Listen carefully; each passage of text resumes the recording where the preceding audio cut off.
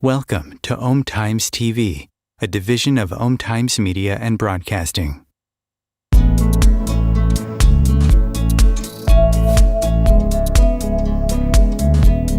Welcome to the No BS Spiritual Book Club's live streaming interview series, where leading new thought teachers, speakers, and authors share the intimate stories behind the 10 best spiritual books that inspired them the most on their spiritual journey. From well-known classics to hidden gems you might never have heard of, the No BS Spiritual Book Club saves you time and money by sharing reliable recommendations from those who've walked the path before you. The No BS Spiritual Book Club, the only no BS guide to the best spiritual books to inspire your own journey of self-discovery. Here's your host, founder of the No BS Spiritual Book Club, Sandie Sedgbeer. Hello and welcome. Joining me today to share the 10 books that shaped her consciousness is writer, teacher, visionary and ceremonial leader Sandra Ingerman, MA, who's been teaching workshops internationally on shamanism and reversing environmental pollution using spiritual methods for more than 35 years. Sandra Ingerman is an award-winning author of 12 books, including Soul Retrieval, Medicine for the Earth, Walking in Light, The Book of Ceremony, Shamanic Wisdom for Invoking the Sacred into Everyday Life, The Hidden Worlds, co-written with Catherine Wood for Children, and Awakening to the Spirit World, The Shamanic Path of Direct Revelation, co-written with the late, great, and much missed Hank Wesselman. Sandra Ingerman, welcome. Thank you so much. I've been looking forward to doing this with you for quite a while now. Yes, me too. Sandra, you're passionate about helping people reconnect with nature and teaching us how to work together as a global community to manifest positive change. Over the last 35 years, you've helped thousands of people heal from past and present traumas through the classic cross-cultural shamanic healing method you teach called Soul Retrieval. Do you recall when and how this passion for nature, healing and shamanism first ignited in you? Well, I was pretty young. I grew up in Brooklyn, New York, and I played in parks, and we didn't have a lot of nature around us, but I had a tree in front of my house and the moon to talk to at night, and I loved to come home from school when I was a kid and sing to the trees and the birds. Sandie, I don't know what it is. I don't know how I got this, but I could not believe how beautiful the earth was. I could not believe it. And, this was not in the country. This was living in Brooklyn. Any flower I saw, the parks were all concrete. It was just amazing to me.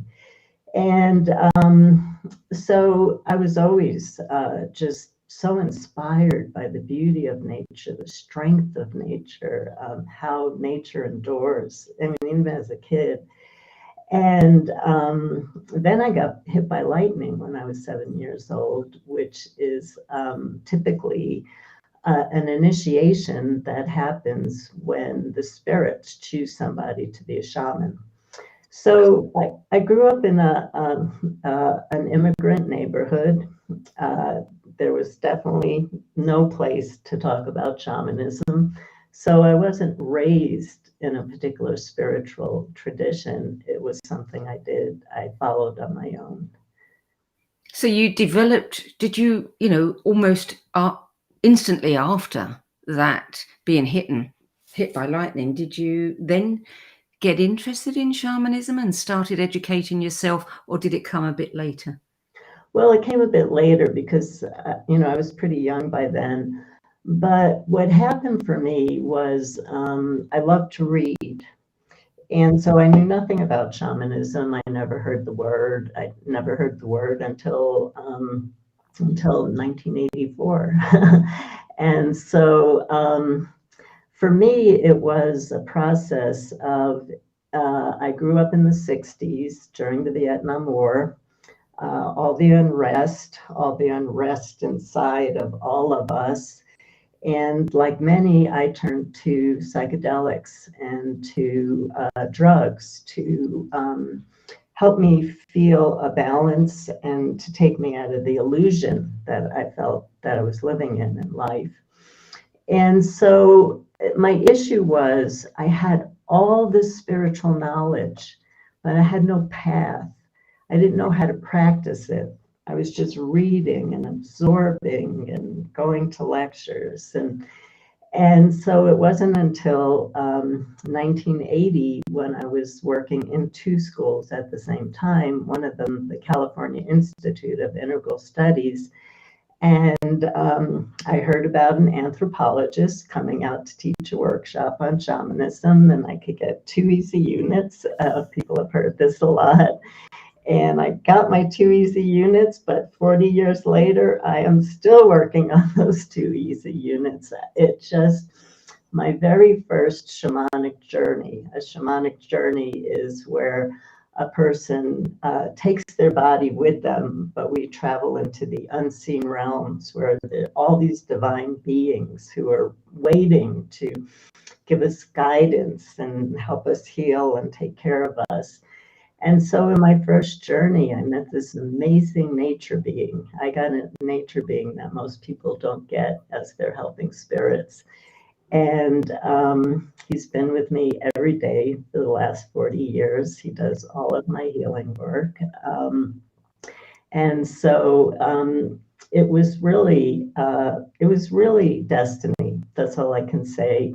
It was like the universe picked me up and put me down where I was supposed to be in this class on Halloween of 1980. Yeah. Tell me, what was it like for you to have to choose 10 books that had a significant impact on you out of all of the hundreds that you've read? Yeah, at first I was like, I live a busy life like, most people do. And at first I was like, 10 books, wow. But that shaped me, not my favorite books, but that shaped me. So I do have to say that I've been doing a lot of cleaning, and I have gotten rid of a lot of books, but I have always kept my favorite books. So I went to my bookshelf after you invited me to do this project, and I looked at the books, and there they were. They're all still there. They all popped out. One of my books, I could talk about it later. I carry as a little pocket version when I fly, and I don't read it when I fly, but it gives me comfort when I fly. Yeah, it's funny how often we hear that the books just line up, and it's like, pick me, pick me. Yeah. Is your list in the order of any, favorites or the order that you read them? I can't say that there's an order to them because they all have a theme that influenced my life and influenced my work. Mhm. And they all had a different influence on me because as we talk about my books, we'll see how different they all are. Yeah, yeah. Well, let's start with book number 1, which is a universally cherished book by children, adults, everyone. I don't know anyone who's read this book and not loved it. It is The Little Prince by French writer and aviator Antoine de Saint-Exupéry, and that was published in 1943. So tell us about this book. Yeah, I just want to start with, I have a Little Prince watch. I'm sure people can't see it. It's the only watch I've worn in my life, and I got it in Paris. And people today, they look at it and they go, "Ooh, that's a cute watch. Who is that?" And I go, "It's the Little Prince." And they go, "Who is the Little Prince?"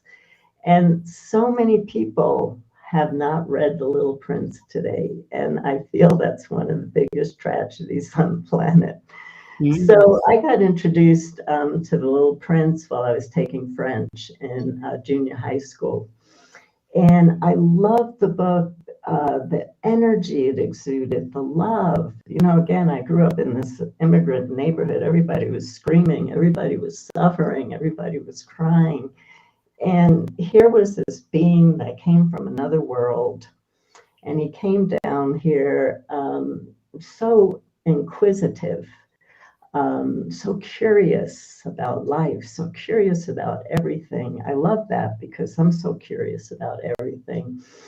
And he touched the hearts of every being that he met, even if he didn't understand. And the bottom line is, he taught us that the only truth we can see is through our hearts. And it's just a sweet book about innocence. And I still today read it on airplanes. I do take it with me on airplanes, but I did memorize the book in French and English. For many years, I could recite that. I can't do it now, but I can recite it. I have many versions of the books that a friend of mine sent me from France, and I have postcards of the Little Prince up all over my office and on my wrist.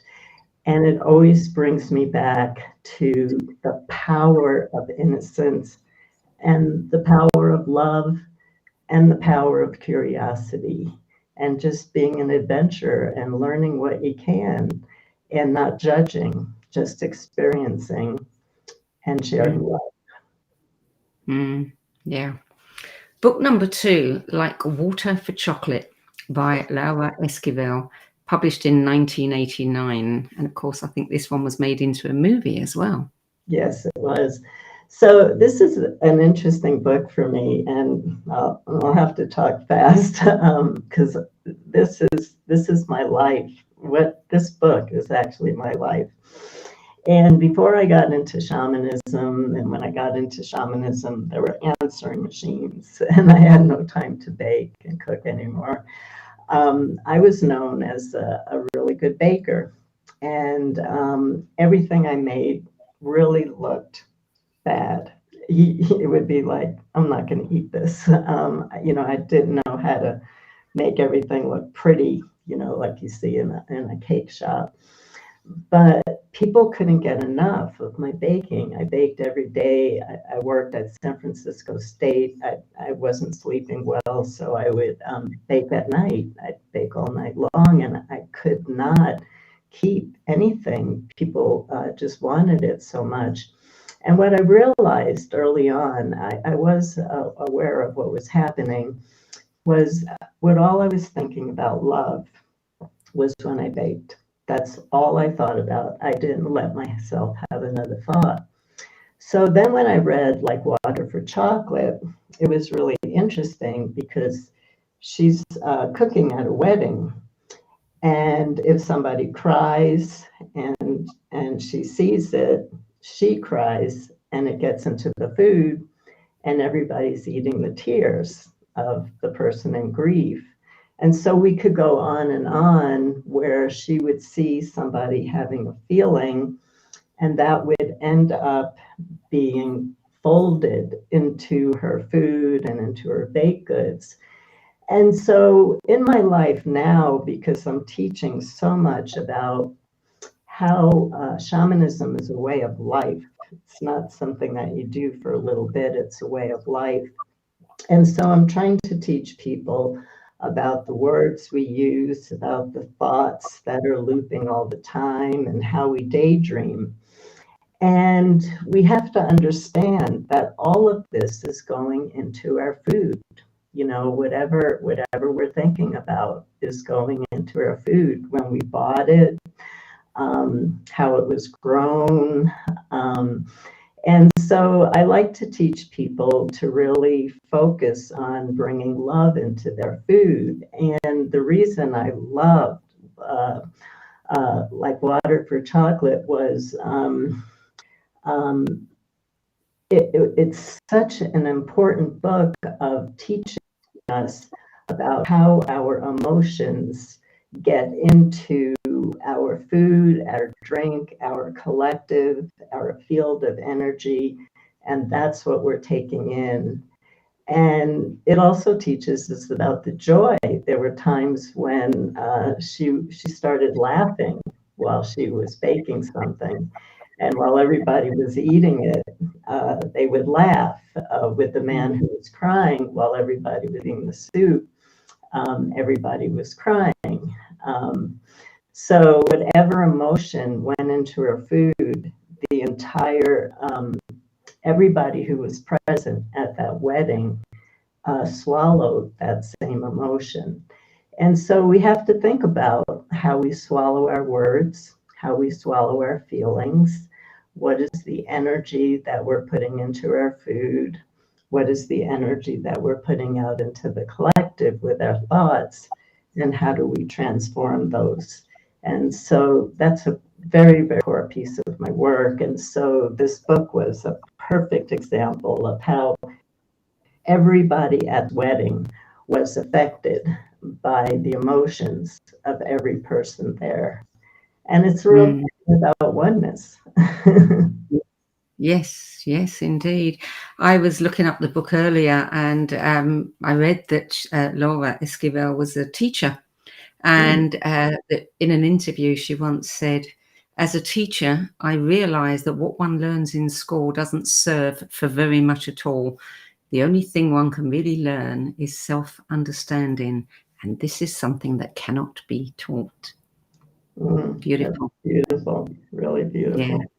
Yeah. So book number 3 is The Man Who Planted Trees by French writer Jean Giono, published in 1953.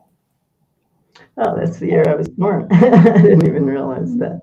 So this book, when it came into my life, I teach, as Sandie said, I teach workshops and write books on how to reverse personal and environmental pollution.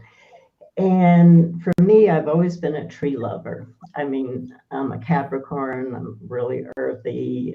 I just love trees and spend a lot of time looking at pictures of trees. I know a lot of you do. I know the spiritual community is in love with trees as much as I am. And I've always had this thing because I used to be a firefighter for the Oregon Forest Service. And I always watched, after a fire burn, the hills and what happened after, because, we would have the opportunity after the fire was over to do some cleanup work and see what happened to the land. And I always imagined, what would it be like to be one of those tree planters for the Forest Service? What would it be like for my whole life to be walking around mountains planting trees?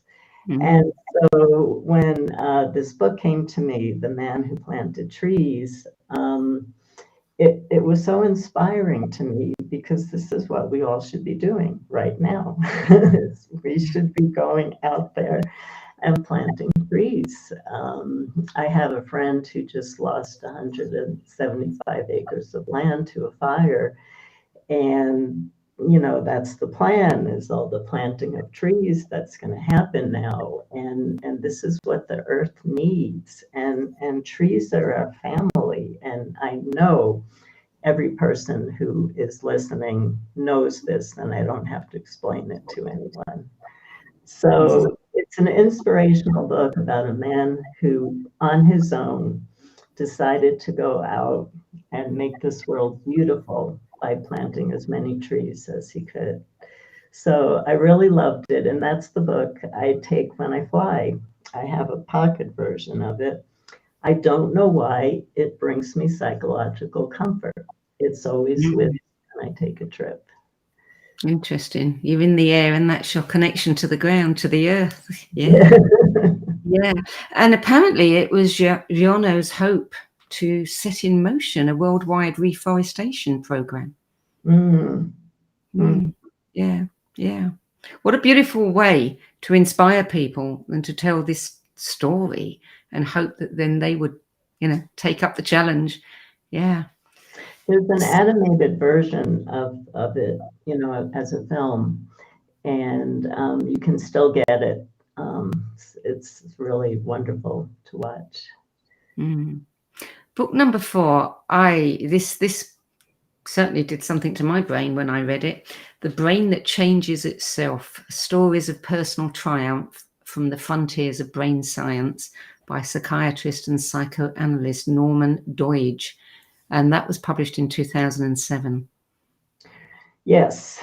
So this book was, it wasn't so instrumental for me, but it shaped how I work. And so there's always been a belief that that you can't change the brain. That was an old belief, and there were a whole group of scientists before Norman Doidge that believed that the brain can change and that and try to create neuroplasticity. And what happened was scientists just kind of laughed them out. They really did. I read a lot of research on this. This teaching that the brain can change and about neuroplasticity is the most popular topic on the planet right now. Mm. But it was really stopped by the scientific community. And so for me, in doing soul retrievals for people, I'm bringing back really, really lost traumatic parts. Some of the traumas are really awful. Back in the old days before the computer, I got over 100 letters a day, some of them 20 pages, about the struggles that people went through in their life. People have really gone through really, really, really hard times. And so when I learned about neuroplasticity and that the brain can change, I started to shift my shamanic healing. Because in shamanic cultures, shamans like to tell bad news. They'll say, well, you were cursed, and this happened, or bad luck is coming your way, be careful, watch your step out there. And so you plant a seed. You plant a seed, just like we plant a seed for a tree. When you plant a seed, whatever you planted is going to grow. And so in a modern day, psychologically sophisticated culture, I felt that I had to change how I talked to clients after a soul retrieval. And a lot of my students, went to South America, went to Siberia, studied with different shamans, and they come back and they share like traditional cultures do and PTSD, and they have to go to psychotherapy for 5 years. We have to understand that the practice of shamanism is over 100,000 years, and so it keeps evolving for the changing times. Even some of the shamans down in South America are changing their chants that they've been chanting forever because of changing times. And so I found with shamanic healing, to really work with neuroplasticity, as Norman Doidge talked about it in his book, I had to start talking about what was the positive that got brought back. What was the strength? What was the joy that's going to make you wake up tomorrow feeling like, yes, I'm happy to be here, instead of saying, oh, I went for a shamanic session and I got more bad news. And so I found by using words and helping plant the correct seeds in my clients around thoughts about their life, about their desires, about what they want to do, different perceptions about their hurts, but always talking about what they have to look forward to. Yeah. It changes their lives. And so I learned that the brain does change if you change your behavior of how you work with people. Yeah, yeah. And I think they've done quite a lot of tests now, working with different people. I know Daniel Goleman wrote a book about how the brain changes with meditation. Mhm. Yeah, so the evidence is there. Yes. Yeah. Mm. Yeah. I mean, thousands of people are being healed of all kinds of neurological issues just by working with different neuroplasticity practices. And so it's a blessing that these scientists forged ahead when everybody tried to stop them. What a blessing that they brought this to each and every one of us so that we can heal. Yeah, indeed. Book number 5 is The Power of Awareness by Neville Lancelot Goddard, originally published in 1951. I love his middle name. Tell us about this book.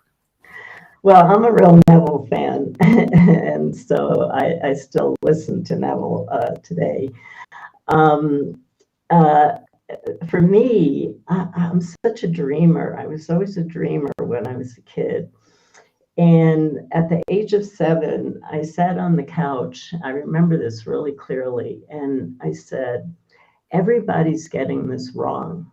Everybody's getting this wrong. Everybody's so unhappy.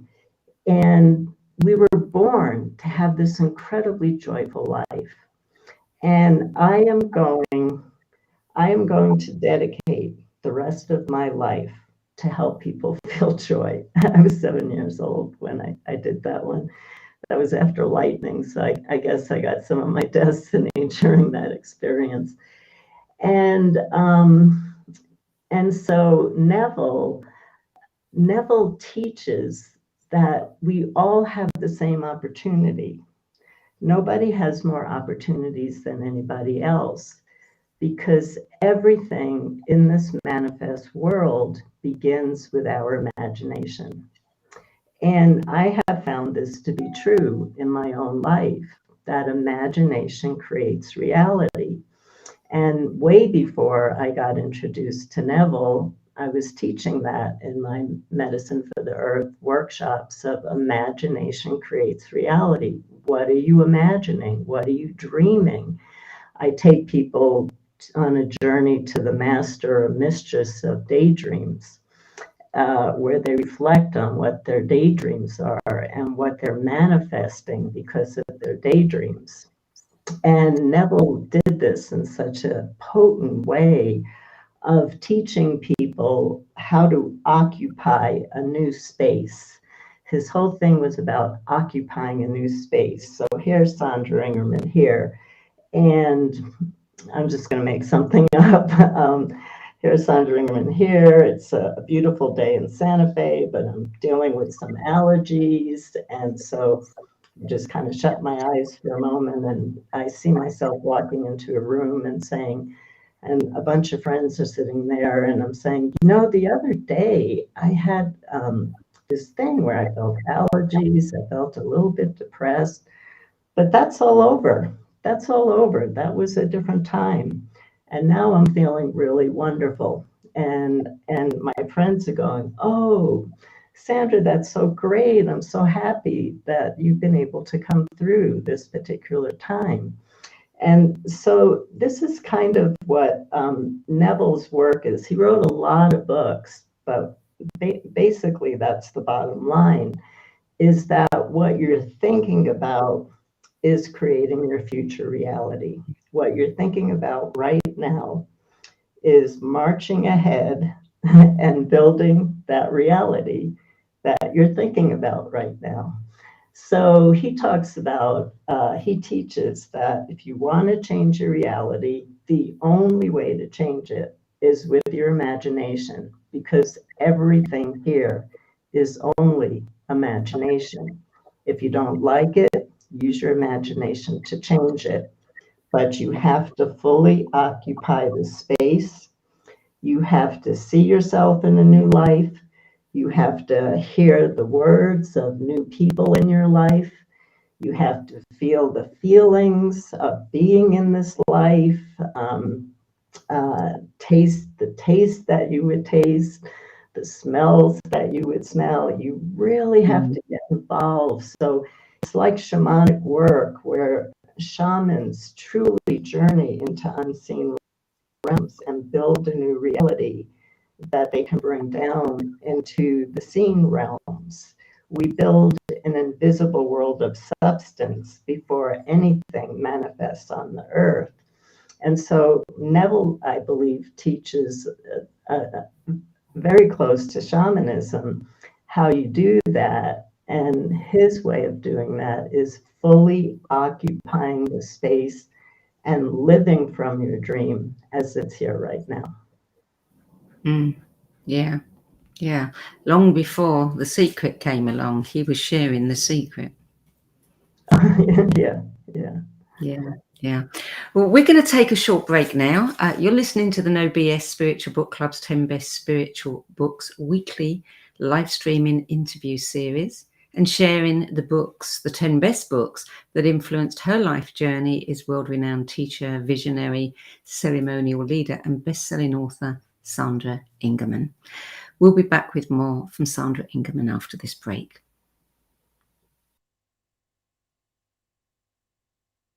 Om Times TV. Maya Angelou once said that there is no greater agony than bearing an untold story inside you. I'm Sandie Sedgbeer, and when I'm not hosting Om Times Media's flagship radio show What Is Going On and the No BS Spiritual Book Club, I help people share their untold stories.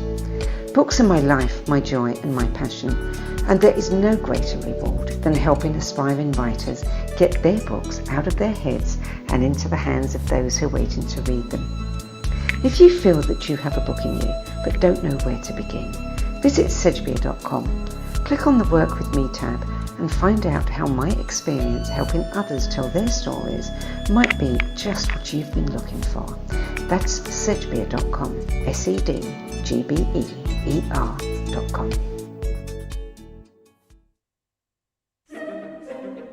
Imagine becoming a super influencer. Reinvent yourself, invest in your brand, and then manifest your success with a robust spheric approach. Om Times Media and Broadcasting offers a unique and multifaceted way to become the spiritual and conscious influencer you deserve to be by putting your message across our powerful platform with its proven record of integrity and excellence.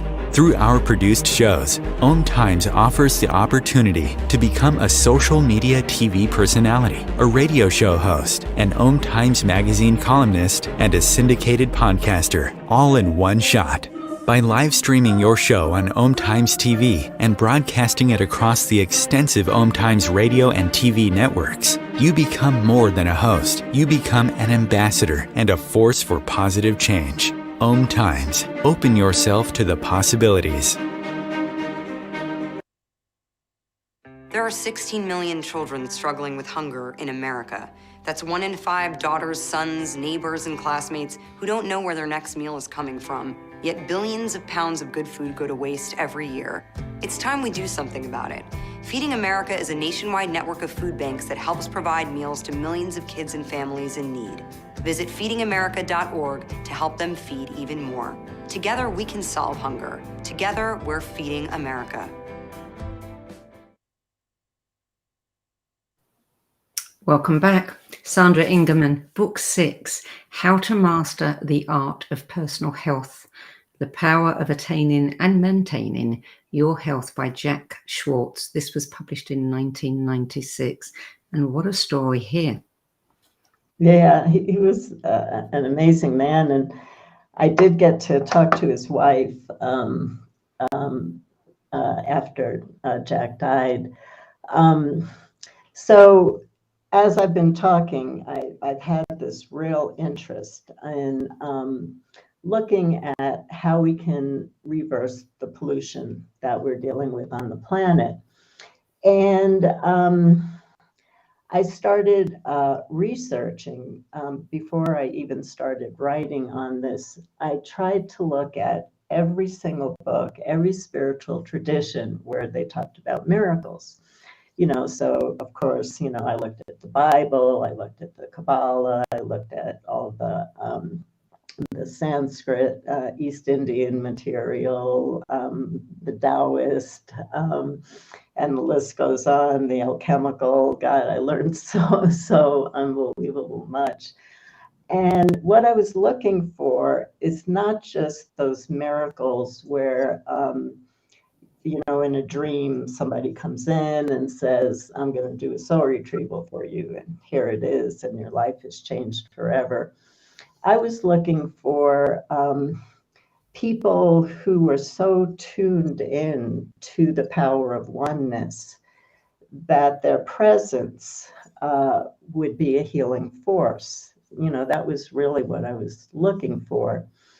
And out of all the stories that I read of all the mystics and the shamans and the gurus that could perform amazing miracles, I really saw that if you bring together intention and love and union and harmony and concentration and focus and imagination, you can heal anything. And so I started teaching that work. But what really impassioned me and what really inspired me was Jack Schwartz, because he was a modern day mystic, just a regular guy. You didn't have an ashram where, thousands of people were coming to visit him to watch his miraculous acts, although he did do the TV circuit for a while. And so he got, during the war, he was part of the Dutch resistance, and he got captured and he got tortured. And right in front of his torturer's eyes, all of his wounds would heal.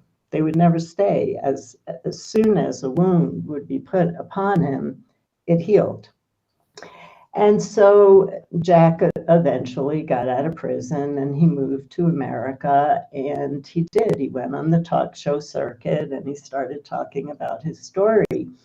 And he said, you can open up any telephone book and you can see 1,000 Jack Schwartzes. But he said, when I was being tortured, I was not Jack Schwartz. I was God. I was one with God, not just kind of focused on who I'm connected to. It's that experience of being in complete oneness, every cell of your body. There was no Jack Schwartz. There was only Source that was in his body at that point.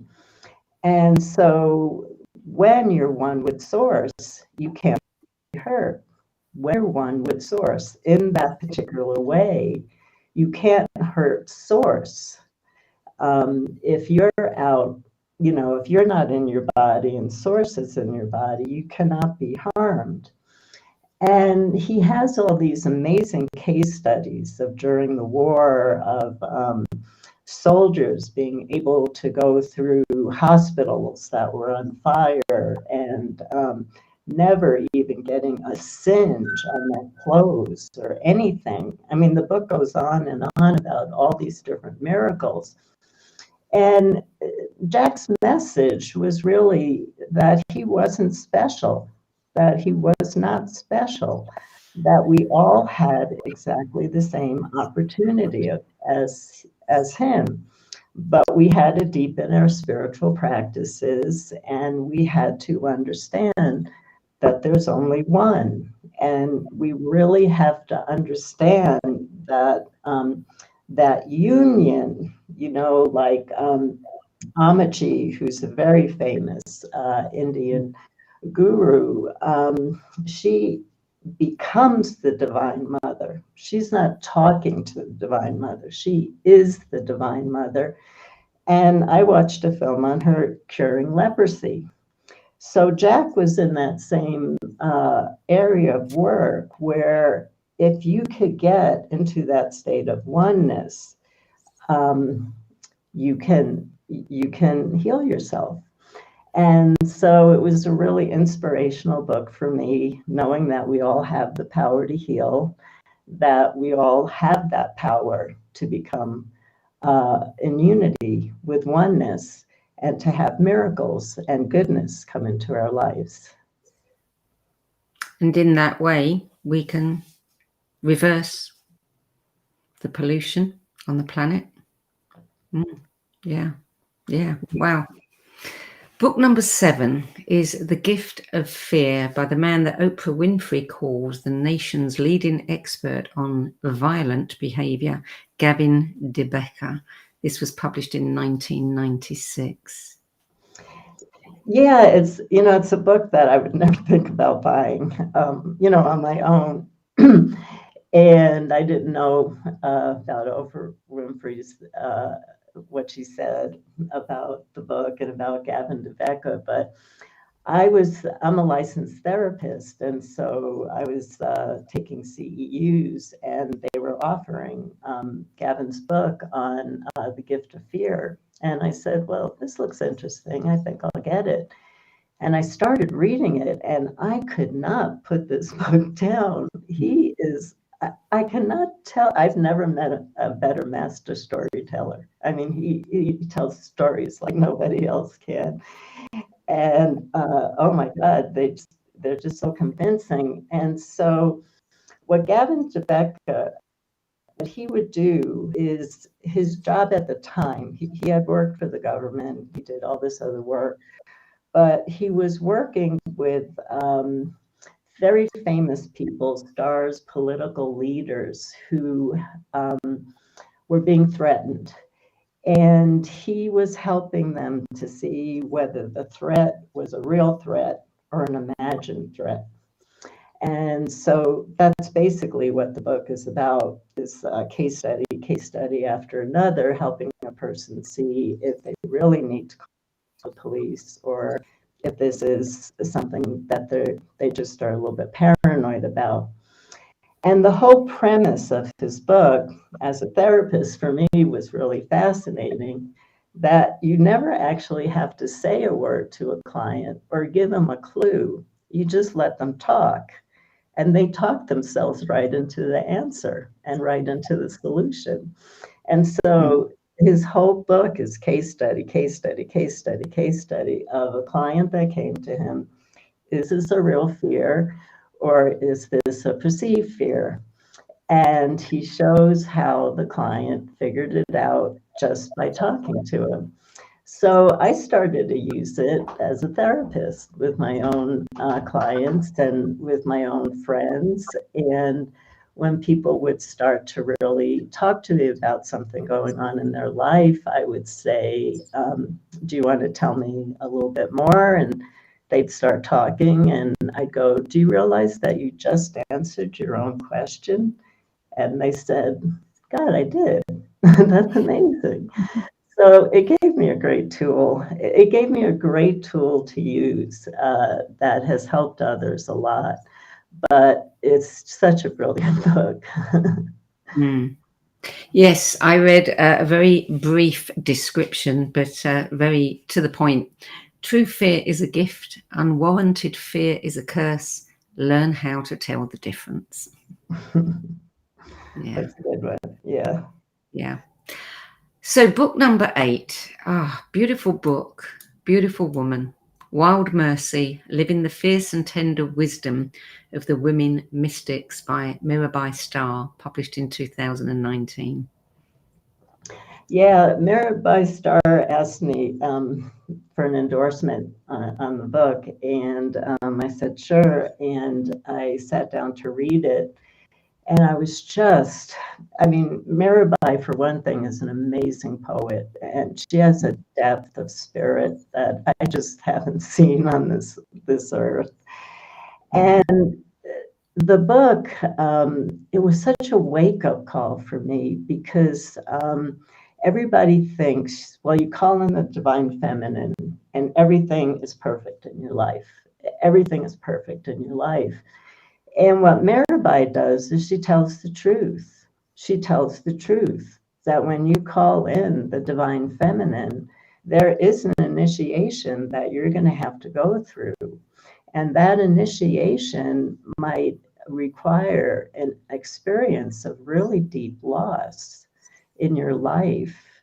and a lot of really hard experiences that are working to polish your soul. I use that word a lot right now. That polish your soul to bring you to the evolutionary place, to the consciousness that you can be a vessel for the Divine Mother and to work with the Divine Mother. And so, Mirabai talks in poetry and story. She talks about her own life, which is really touching, about the loss that she experienced. She with the Divine Mother. And it really woke something up in me. I really went into a really deep spiritual state for weeks after I read that book. It was like it was shaking up my cells or my DNA because I know in shamanism, you approach the path of shamanism and you're immediately thrown into an initiation. You say the word shamanism and they throw you into the fire. I wasn't expecting that in Mirabai's book, but it was a real clear shamanic book on the really tough initiations that can come into your life and how to work with them, and the gifts and the blessings that are coming into your life, all written in poetry that went so deep into my soul that I lived with that book for many, many weeks. It's just really a beautiful book on the divine feminine, a real beautiful book, but it talks about the challenge of calling in the divine feminine. But there's always a blessing with every challenge. There's always a blessing, because if you're willing to yourself, your soul be polished, you turn into such a beautiful, evolved being with a consciousness that can let go of all that happened during those times to live the life again that you were intended to live. Yeah, I really like Mirabai's work. Book number 9. This was a big one for me when I first read it. The Secret Life of Plants, a fascinating account of the physical, emotional, and spiritual relations between plants and man, by Peter Tompkins and Christopher Bird, first published in 1973. Yeah, so I talked about how a big part of my life before I got into shamanism was just exploring books, exploring traditions, exploring different ways of thinking.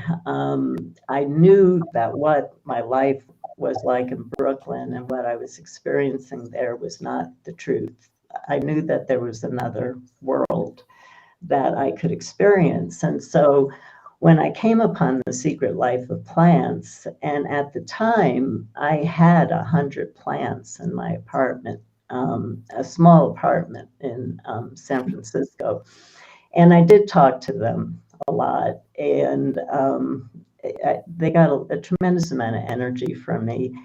And so to actually read a book that made me think I wasn't crazy, that plants have a consciousness, because back in the 70s, I really wasn't thinking about consciousness in nature. That wasn't a place that I was looking. But it really brought me to that place that plants have a consciousness and they're sentient beings. And I had 2 African violets, and I loved them, and they always flowered. They were so beautiful. And one of them got aphids, and I did everything possible to save this plant, and I couldn't save it. And then I noticed a few days later that something was going on with the plant that was sitting next to it. And it wasn't aphids, but the crown had disconnected from the plant, had actually disconnected from the plant. So I brought the plant to a plant store where there was this really old traditional Russian lady who was one of those master of plants. And she said to me, this African violet committed suicide because it lost its mate. And how an African violet commits suicide, it cuts its crown off from its stem. She said it's a classic example of an African violet committing suicide. And, this was all during the time when I was reading The Secret Life of Plants. And everything that's being posted now. I mean, a friend of mine actually sent me an audio clips of plants crying when they're not getting enough water, and plants making a different noise when they're happy with the water that they're getting. And so this opened up a whole new world for me. The Secret Life of Plants opened up a whole new world for me, and I'm very grateful for that. Yeah, it certainly did open my eyes too. Yeah. So the final book in your list has been a classic since 1928, and it is The Secret Teachings of All Ages by Manly Hall. So when I was writing Medicine for the Earth, I was so immersed in Manly Hall. I felt like I was one with Manly Hall. And I think that I've always had a fascination with alchemy.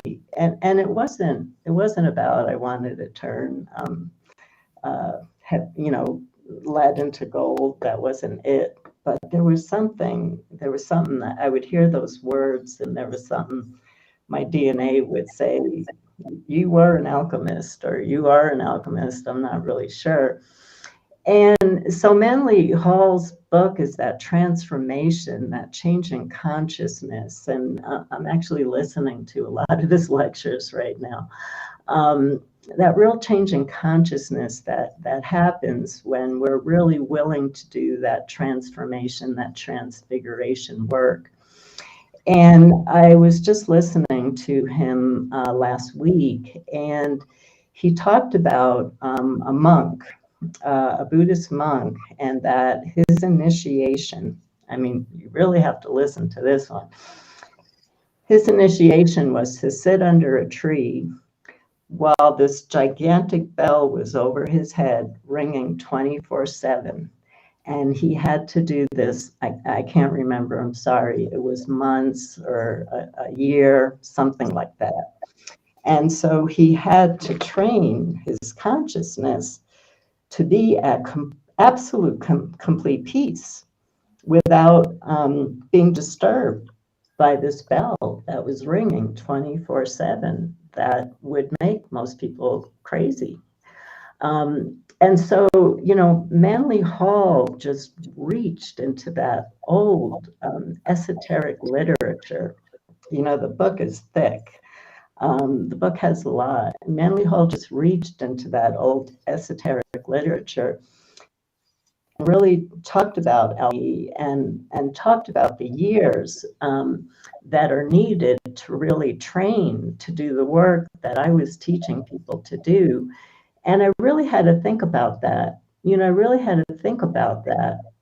And I felt that we didn't have the time to give people 17 years to do initiations. We're at a place in the planet where we don't want to rush people evolving and changing their consciousness, but we also want to get people waking up because we're in a critical state. And so Manly Hall really goes through the processes of transfiguration, of being able to turn heavy leaded consciousness into gold light, and all the different parts of that, and transformation, and all the old healers, Paracelsus, and all the old alchemists who they were just tapped into another dimension of life. And I'm tapped into that other dimension, and that's where I want to be for the rest of my life. I want to keep exploring those places that Paracelsus got to, that Manly Hall wrote about. I really want to explore some of those places, and there's just really deep wisdom teachers, really old Hermetic, alchemical, deep wisdom teachers. So much wisdom that can plant seeds in us that all of a sudden ignite our exploration and lead us on a path to shifting into a new consciousness. And that's all I'm interested in right now. That I am still teaching, I am still working, but my whole life is my inner world and what's happening in my inner world and what's happening to my consciousness. That's my whole life. And every single book that I talked about has helped me to shift my consciousness in some way so that I was not the same person after I read all of those books. That's the thing that people don't realize, or they don't acknowledge, is that every time we read a book that has an impact on us, it changes us. Mm-hmm. Yeah. So that's your 10 best list. If you could have dinner with any one of those authors, and if you could ask them one question, your chosen author, who would it be and what would that question be? I have so many questions for Neville. I actually do see myself sitting down and talking to Neville. I have a lot of questions for Neville. And the question, actually, there is a really good question that I would like to share, because he keeps talking about how you can change your state and how you can shift your state. But I've read every word Neville has ever written. He never talks about the power of grief, and I've experienced some really deep grief states while I've been really delving into his work right now, deeper than I ever have. And there's no answer. There's no place I can look. It's always how to occupy a new space. But I would like to know. I would like to know where a place of grief and sadness comes into his work. Where is there a place for that? And besides just imagining that it's not happening, is there another way that he knows that we can sit with that in a healthy way? Well, if you get the answer to that question at any time, please do come back and share it with us. I will. So you we ask every single contributor to give us some keywords that describe themselves, not just the bio kinds of keywords, but a few quirky ones that give us an insight into who they are. And yours were shaman woman, starry-eyed writer, childlike artist, an avid spinner. Tell me about the avid spinner. Well, I love bringing the unseen into the scene, and think of all the fairy tales about spinning. I spin yarn, and all the fairy tales of spinning. And so I've made Afghans where while I was spinning, I just kept repeating love, love, love, love, love. And every stitch that I used to crochet, I put in love. And I sleep under those blankets. And I used to, in my workshops, I used to make joy balls for people. So you can bring through these magical energies from the unseen realms, and you can spin them into manifestation. And you can in my spinning workshops, we used to do soul retrievals. We'd blow the soul into the yarn and put a bracelet around someone. And there's just so much you can do. But it's a magical practice, because the art of spinning is you're taking what you built in the unseen realms, the energy in unseen realms, and you're manifesting it here. Wow, what a great thing that would be, to be spinning, things to wrap newborn babies in that are filled with love. Yeah, yeah, we need more of that. Yeah. We definitely need more of that. Absolutely. I want to talk about, I saw that you were you'd created a transmutation app, and I went in search of it, and I couldn't find it on the UK Apple Store, the App Store. Is this something that's only available in America? No, I had to update the app. It stopped working on Apple, and it stopped working on Android devices. And so when I changed the app, I changed the title, and it's how to healing your thoughts. And it's everything I've been talking about. So like for me, I set it so that it goes off every 2 hours. So every 2 hours, I get a little fairy bell. I picked the fairy bell as my sound. And it says, what are you thinking about right now? And then it takes you into a library. You can pick beautiful photos or blessing, ceremonial words. It has just different things that will lift you up, words, magical words that will lift you up, photos that will all of a sudden put a smile on your face. And so I made that app. It's an alchemical app. It's what are you thinking about right now and how do you change that? And look at the picture, read these words, take it in, and feel yourself move out of a contracted space into an expanded space. And that's where consciousness changed. So yeah, it's how to heal your thoughts, healing your thoughts. I'm sorry, I'm actually embarrassed. It's either how to heal your thoughts or healing your thoughts. It's doing really well, and people are really getting a lot out of it. And I've been using it. First, I used it every day when it was transmutation. Now I'm using it every day as how to heal your thoughts, and it really works. I should look out for it. Are you still doing the Shaman's Cave podcast? Yeah. So 5 years ago, we're 5 years in, I read Renee Baribeau's book, The Winds of Spirit. It's a beautiful book, unbelievable book, and I endorsed it.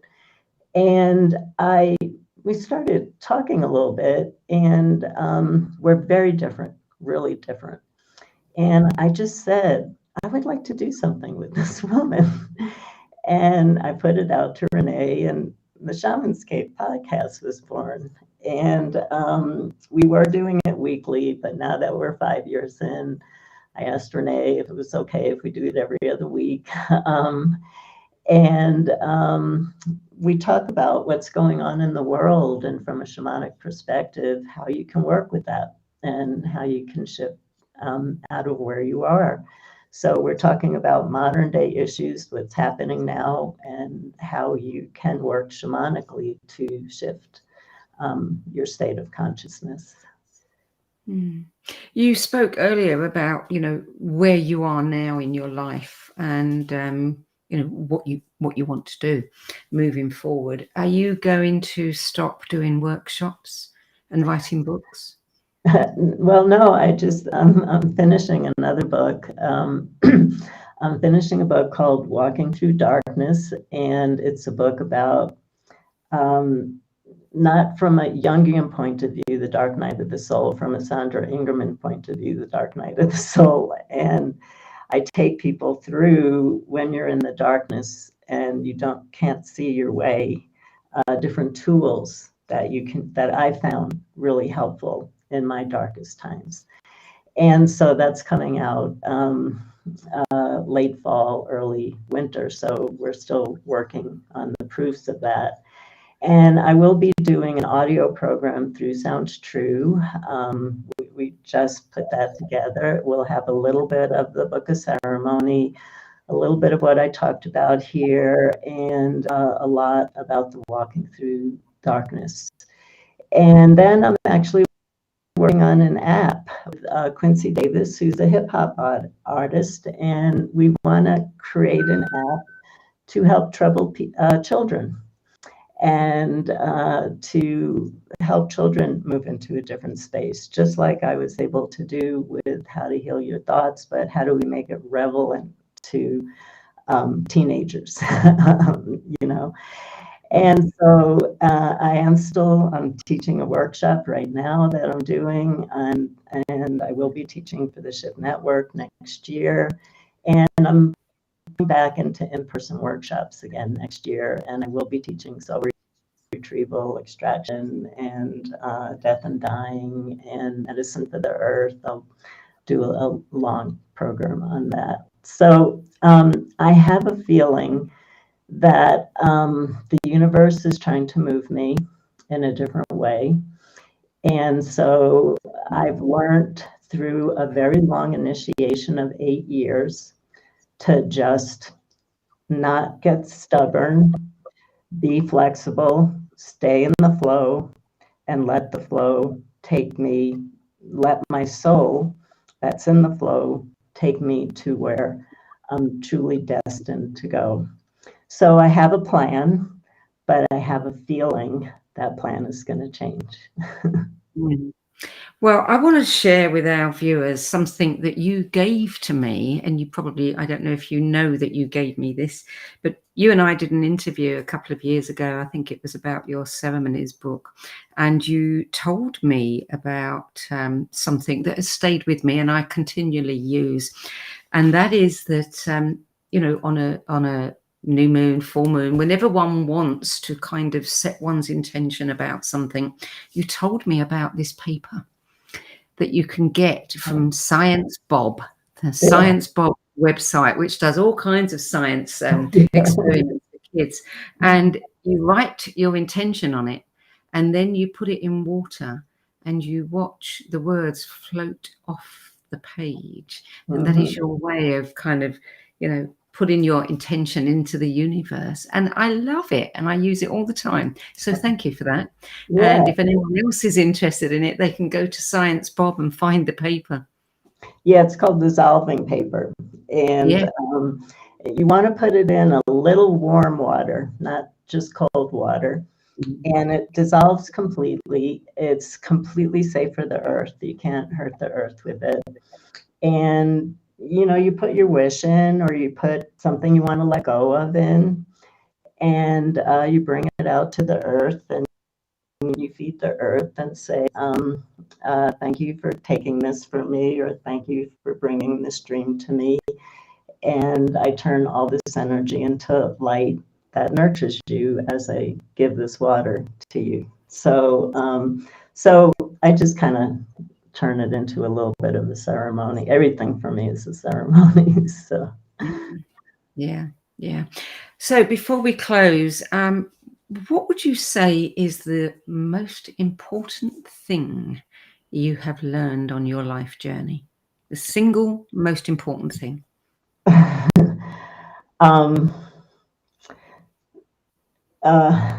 Well,